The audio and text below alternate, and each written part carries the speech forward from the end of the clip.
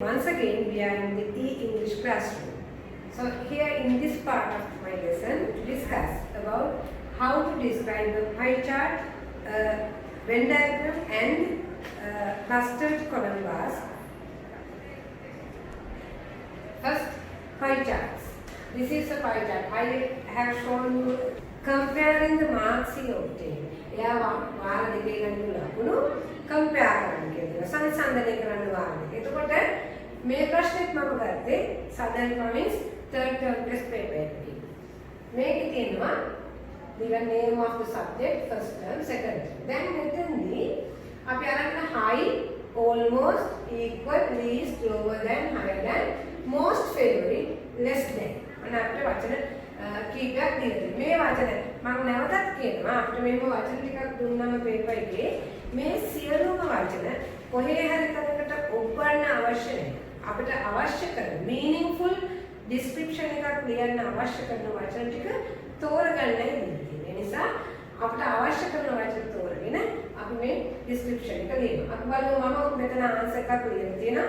උදාහරණ මේක හොඳට study කරන්න. ඒකම දැන් මෙතන අපි මේ grid එකේ වෙනසක් දැක්කා. මොකද්ද? columns දෙකක් තියෙනවා. first term second term දෙකෙන් ගත්ත ලකුණු තියෙනවා. එතකොට අපිට පුළුවන් මේක bar graph එකක අඳින්න මෙන්න මේ විදිහට. ඒකට marks මෙන්න තියෙනවා ඒ graph එක. ඒ grid එක අපි bar graph එකක ඇඳුවොත් මෙන්න මේ විදිහට columns දෙක අඳින්න ඕනේ. එක subject එකට columns දෙකක් අඳින්න. මේකට අපි කියනවා clustered column bar graph කියලා. එතකොට මේක දුන්න අර වගේ grid එකක් දුන්නත් ඒක සමහර අවුරුදු වල ඒ grids දීලා තියෙනවා. එතකොට grid එක දිහා බලාගෙන තමයි අපි description එක ලියන්නේ. එතකොට අපිට bar graph එකක්, pie chart එකක්, Venn diagram එකක් නැහැ. grid එකේ තියෙන නැත්නම් ඒ table එකේ තියෙන තොරතුරු අනුව විස්තර ලියන්න පුළුවන්. බලමු. මම විස්තර කරලා තියෙනවා මේ bar grid එක. This graph shows or this table shows කියන පුළුවන්. අපිට දීලා තියෙන table එකක් නම් grid එකක් නම් අපි මෙතන graph කරනකොට grid කියන වචනේ පාවිච්චි කරනවා. නැත්නම් table කියන වචනේ පාවිච්චි කරනවා. Let's read.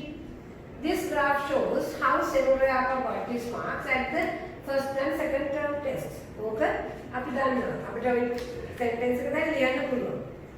He has got high marks for history in the first term and for English in the second term. ඔන්න මට කිව්වනේ compare කරන්න කියලා මේක ටිකක් විතර කල්පනා කරලා කරන්න ඕනේ ඔයගොල්ලෝ. මම හිතන්නේ මේ අවුරුද්දේ මේ වගේ එකක් දෙයිද කියලා. නමුත් අපිට එහෙම කියන්න බෑ. අපි prepare වෙලා ඉන්න ඕනේ. ටිකක් මේක කියවන්න ඕනේ. He has got ඔය අරගෙන තියෙනවා high marks for history in the first term. පළවෙනි term එකේ මේ history වලට වැඩිම marks and for English in the second term. දෙවෙනි term එකේ English වලටයි වැඩි marks He has scored. මම හිතන්නේ he has got පාවිච්චි කරා. ඊළඟ එකේ he has scored. එයා අරගෙන තියෙන ලකුණු රැස් කරලා තියෙනවා. An equal mark for science in both terms. Equal mark.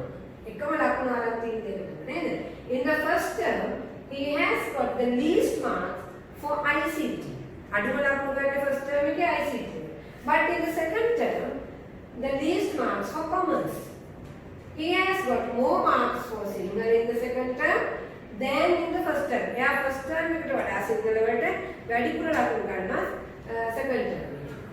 Senurayaka has scored less marks for mathematics in the first term than in the second term. දැන් මෙතනදී සම්පූර්ණයෙන් අපි compare කරනවා. first term එකේ ගන්න ලකුණු second term එකේ ගන්න ලකුණු. මම හිතන්නේ බැලු ගන්නට ඔයාලට හිතේ මේක ටිකක් අමාරුයි කියලා. හැබැයි ටිකක් කියවලා බලන්න ටීචර්ගේ උදව්වතුව නැවත මේක කරන්න. එතකොට වඩාත් හොඳින් තේරුම් ගන්න පුළුවන් වෙනවා. එතකොට according to the graph his most favorite subject is history in the first term.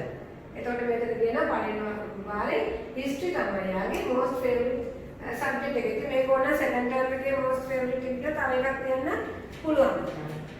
එතකොට මේක මම බලාපොරොත්තු වෙනවා ඔබ නැවත මේක කියවලා තේරුම් ගනි සහ ඔබේ ගුරුතුමිය හෝ ගුරුතුමා මේකට උදව් කරනවා.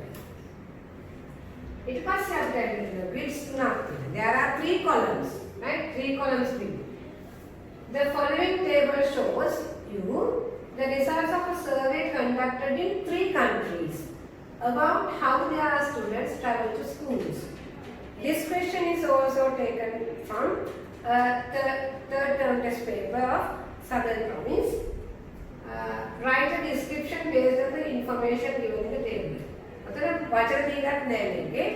Use about 100 words. तो मतलब आपने make दिया वाला है उत्तरයක් देना පුළුවන්. මේකම අපිට වෙන විදිහකට දුන්නත් clustered column graph එකකින් දෙන්නත් පුළුවන්. හැබැයි බලන්න මෙන්න මේ grid එක දිහා බලාගෙන මම ලියලා තිනවා මේ උත්තරයක්.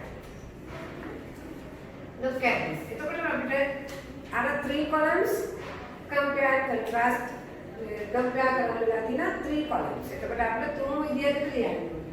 අර first sentence එක as usual we can write the first sentence. Then the second one, most of the students in Britain and Australia travel to school by car. अभी प्रकार देखा करो Britain and Australia. But it is less popular in Singapore. अबे Singapore एक अडुनु जनप्रिय लागी है. तो आप ये होता है मैं टेबल एक स्टडी कराने वाले सहा मैं कंपेयर करने विधिया इधर करने वाले मैं कदिया वाला मैं हुआ किया वाला तेरुंगा pulao 25% of the students in Singapore walk to school every day. Man मैं numbers लिखे ඔයාලට තව ටිකක් ප්ලේස් වෙන්න. මොකද ස්පෙලිං මතක නැත්නම් මේ ආවචන මේ නම්බර් එක අපේ වචනේ ලියන්න බැරි නම් නම්බර් එක ලියවට කිසි ප්‍රශ්නයක් නැහැ. ඔයාලට නම්බර් එක ලියන්න පුළුවන්. Walk to school every day while walking is less popular in other two countries. But 25% of the students in Singapore walk to school every day. Simple sentence. अब मैं मतलब while डाला तो कर लेती हूँ.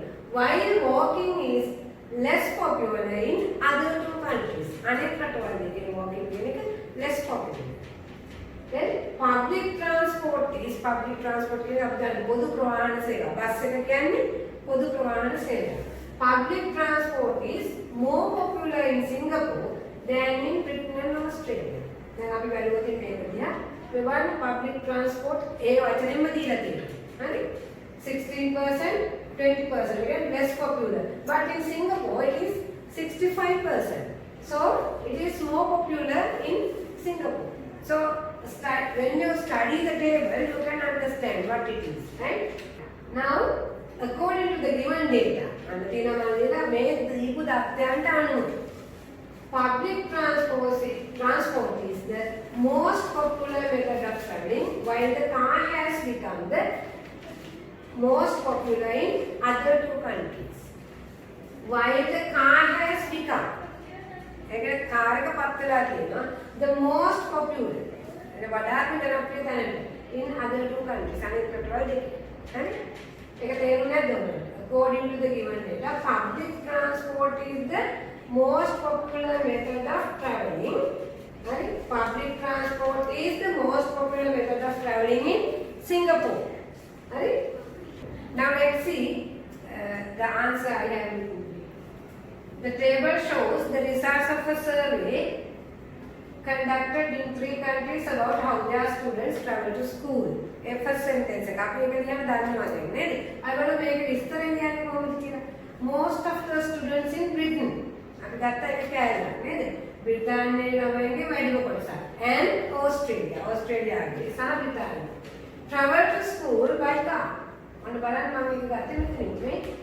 Britain and Australia. Target with 65% and 65%. So most of the students in Britain and Australia, right?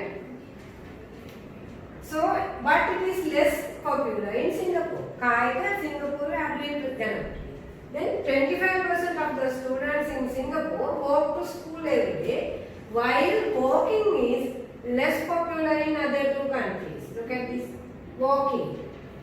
19%, 15%, but Singapore it is 25%. So I have explained it like this. Here, next one, public transport is more popular in Singapore than in Britain and Australia. Let's see. Public transport, 2016, these are less popular. 65 means very popular. So,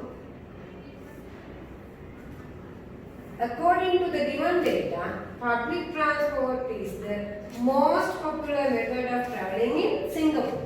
Singapore වැඩිම ජනප්‍රිය මේ public transport.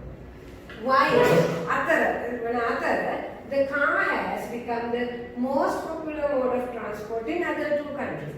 අනිත් රටවල් දෙකේ car එක තමයි ගොඩක්ම ජනප්‍රිය. ඒතකොට මම මේ sentences දෙක while කියන වචනේ දාලා එකතු කරලා තියෙනවා. එන්නේ එතෙන්දී මේ sentences දෙක වෙන වෙනම ලිව්වත් ඔයගොල්ලෝ ලකුණු හම්බ වෙනවා. හැබැයි අපිට මේ වගේ ලියන්න පුළුවන් නම් වඩා හොඳයි. ලකුණු 10ටම යන්න නම් අපි මෙන්න මේ වගේ වචන පාවිච්චි කරන්න ඕනේ. well connected sentences තියෙන්න ඕනේ. අපි අර මාර්කින් ස්කීම් එකේ දැක්කයි කලින් පාඩමේ. Now the last sentence, it is clear that මෙන්න පැහැදිලි වෙනවා මේක.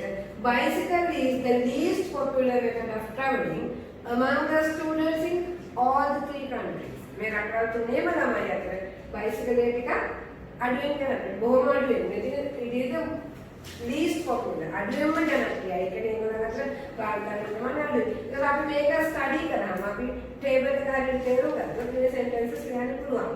අපිට අවශ්‍ය වෙන්නේ මේක ලියන අපි පුරුදු වෙන්න ඕනේ. තව ගොඩාක් ප්‍රශ්න අපේ පාස් පේපර්ස් වල තියෙනවා, මොඩල් පේපර්ස් වල තියෙනවා, එතකොට ටර්ම් ටෙස්ට් පේපර්ස් තියෙනවා කලින් කරපු.